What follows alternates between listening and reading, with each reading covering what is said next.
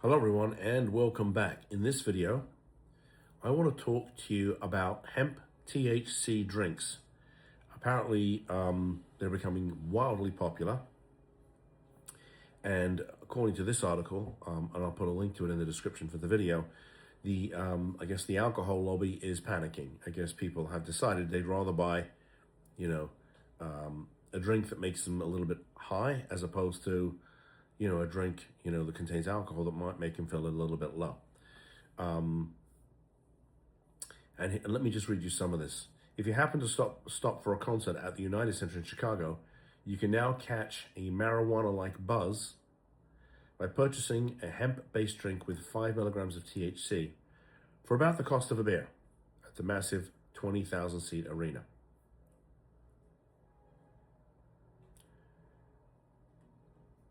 Instead of selling cannabis drinks, the arena offers hemp-derived THC beverages made by a large cannabis company.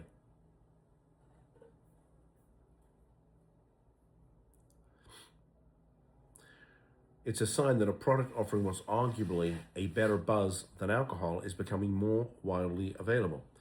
The idea of California sober, and I made a couple of videos about that, avoiding alcohol in favor of THC, is gaining traction among consumers aged 21 to 35, a key demographic for marketers.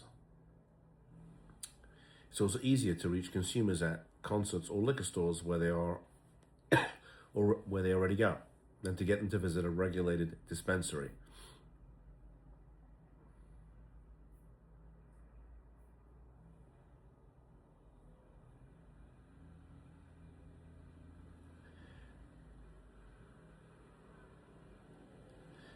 On one side are liquor makers and some cannabis companies that oppose hemp THC products. On the other, the hemp THC industry wants the ban lifted. Supporters include certain liquor and beer distributors who see the products as a way to offset declining alcohol sales among younger consumers.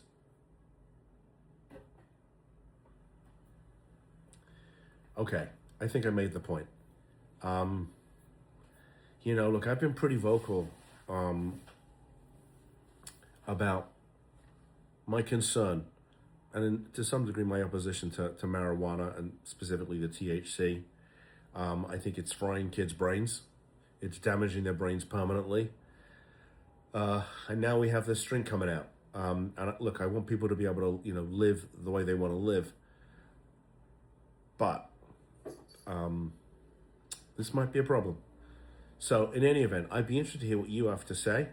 I've already been called a party pooper and had some other insults thrown at me because of my stand on marijuana, my opposition to it and what it's doing. And that's really in large part based on what we're seeing. One individual posted on a comment on one of the videos where I was talking about marijuana, and I mean, he somewhat mocked me. And I said to him, you can laugh all you want. But you know what? When I speak to a crying mother whose adult child is experiencing severe psychosis and paranoia and delusions, I come from it from a very different perspective. Okay. And look, I was a child of the 80s. I grew up in the United Kingdom. I had a lot of friends who used marijuana. And honestly, for the most part, most of them went on to have productive lives, got married, had children, all that other stuff. And when they talked about legalizing it here in Florida, I didn't think it was going to be a big deal. But I was very wrong. The THC, the marijuana of today, is not the marijuana of the 90s. It's considerably more potent. And when somebody starts to experience psychosis, these are challenging cases. It takes time. It takes time to help somebody who's experiencing psychosis. So I'd be interested to hear your thoughts. I mean, you think this is a good idea, a bad idea? Should we ban it? Should we not ban it? Some of the states are already talking about banning kratom because of what that's doing. I had a dad who shared a tragic story of what happened to his son that was using kratom on one of the YouTube videos. So I'm very grateful to him for sharing that.